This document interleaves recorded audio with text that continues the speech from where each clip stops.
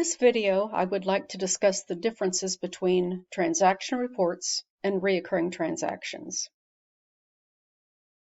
Transaction reports will show you your daily transactions or those transactions that occurred within a particular date range, or you can check for individual transactions or a donor's history. In recurring transactions is where you will find the record that holds the flag that tells GiveDirect to process that recurring donation on that frequency, whether it's monthly, quarterly, or annually. Okay, so let's look at some of the information that we can see in these two different reports. In transaction reports, you can find donations for a particular day or a date range. You can find donations by your donor's name if you needed to find a history. You can find donations that were made in honor or memory of someone, or you can find your employer match donations.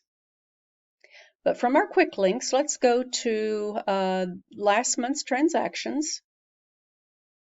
So this will be just the transactions that occurred in July.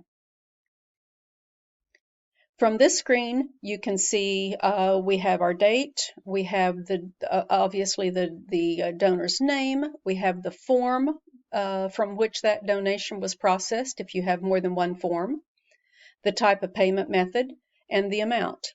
You can also see the status. This donation was declined, we have some voids, we have an approved transaction. So we can see all the donations that occurred in July. Now, if we wanted just to find a particular donor, and let's say we wanted to see this donor's history for 2018,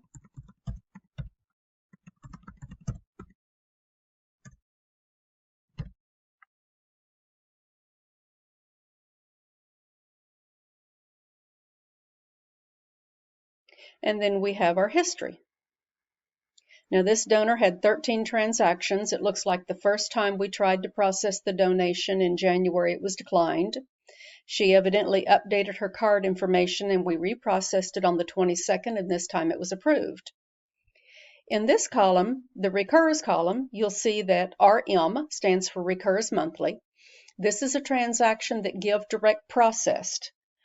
The record that holds the flag that tells GiveDirect to process this donation is found in the recurring transaction area.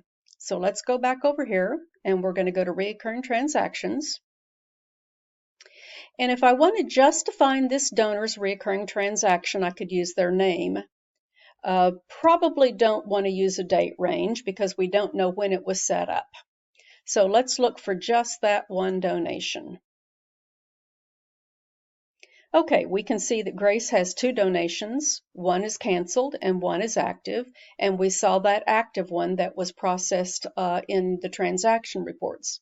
Now you'll notice here that this says monthly. It does not say RM, because monthly indicates that this transaction is going to be processed on a monthly basis. Same thing if it was quarterly, it would say quarterly here. But let's say we wanted to look for all of our recurring donors. We could come down here and we just want to find those monthly donors. So we indicate that in the drop-down field. We do not use a date range. We tell it to go. And then we can see that we have 7 monthly donors.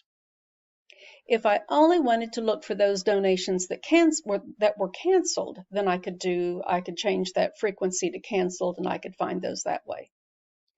Now, if you needed to update a donor's credit card information, you would do it from the recurring transactions because, like I said, this is the transaction that holds the flag. So any changes made to this transaction is going to carry through for all future donations.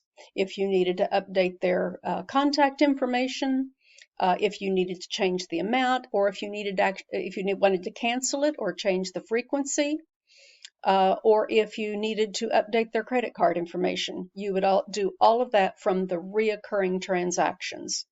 But again, if you only wanted to check that donor's history, you would go to Transaction Reports,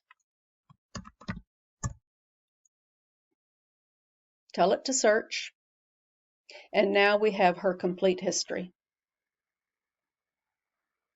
Now, this pulled up a different donation, a different person, because all I did was put HAN in the last name. So I have everybody that has HAN in their name.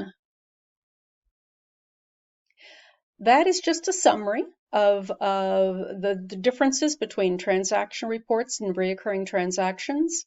We do have some other videos that will go more in depth of what you can do in these two areas, how you would update a credit card information, or the things that you can do in transaction reports. But I just wanted to give you a real quick summary. If you have questions, please feel free to contact me at support@givedirect.org, or you can call at 866-459-6420. Thank you for watching.